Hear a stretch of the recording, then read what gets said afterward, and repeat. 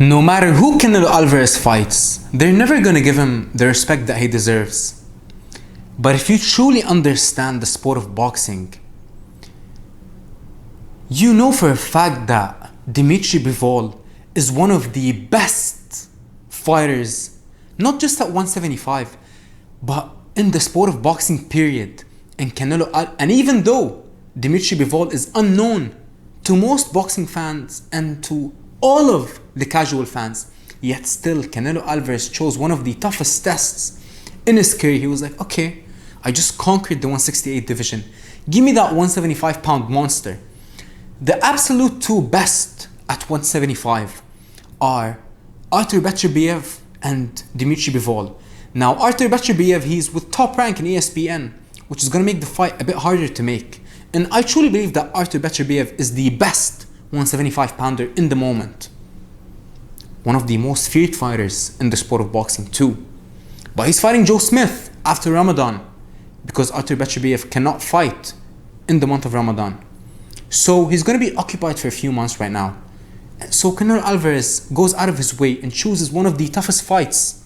And sometimes I actually surprise myself because if you look back at my videos, almost 9 months ago I posted a video on my channel breaking down this fight, Canelo versus Dmitry Bivol, a potential future upcoming matchup, I said back then.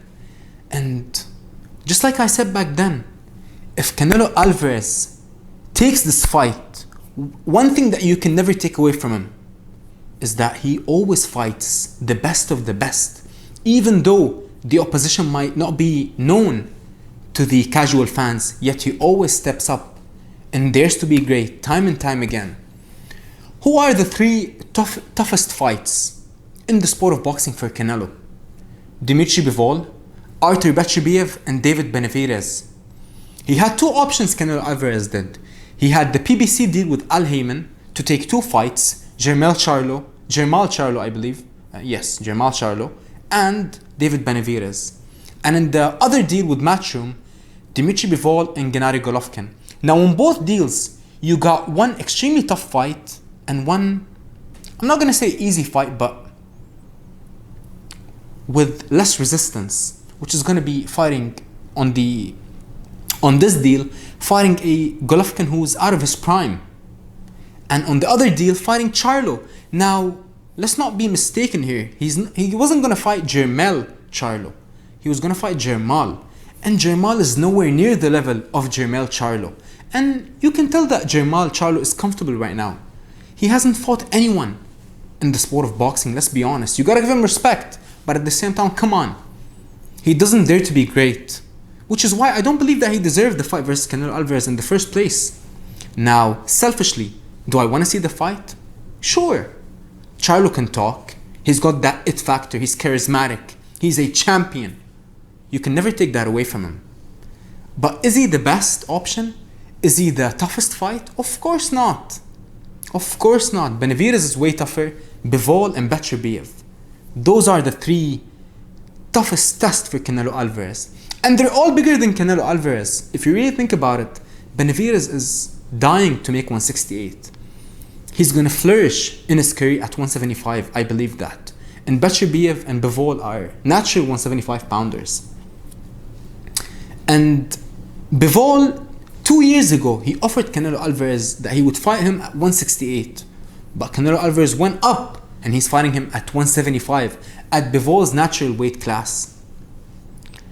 Canelo's always going to get criticism, no matter who he fights. But if you truly understand the art of this sport, you gotta give him respect. You gotta give the pound for pound all the respect in the world. Dmitry Bivol is unbelievable. His boxing IQ, his footwork, he's got that European style. And even David Benavidez sparred him for hundreds of rounds. And he said that Bivol got one of the best 1-2s that he'd ever seen. And when you look back at Bivol's last few fights, he used to be a knockout artist. He used to like to go for the finish. But in his past few fights, he's focusing a lot on defense. And not just defense, but controlling the ring, dictating the pace. One thing about Dmitry Bivol, he knows how to dictate the pace of the fight. He knows how to slow it down, pick up the pace, and make his opposition fight to his pace. And he's got that chin. When he fought Joe Smith, everybody knows that Joe Smith is one of the hardest punchers at 175. He's the number 3 in the world. You got Dmitry Bivol, then Smith.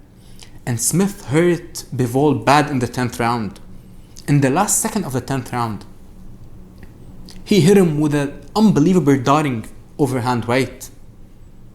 But being the champion that he is, Bivol composed himself and came out in the 11th round and won the 11th round.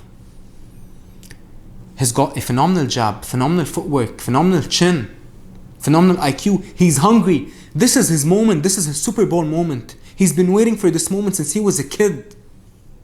So, in order for Canelo Alvarez to choose this fight, all you can do is give him all the respect in the world. He's daring to be great time and time again.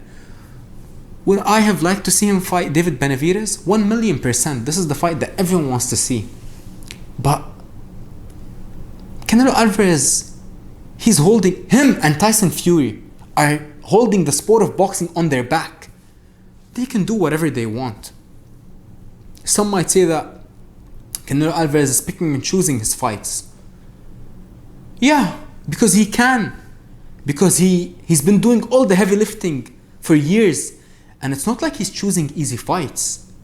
Of course not. He's choosing to fight the best. Caleb Plant was a champion. Billy Joe was a champion.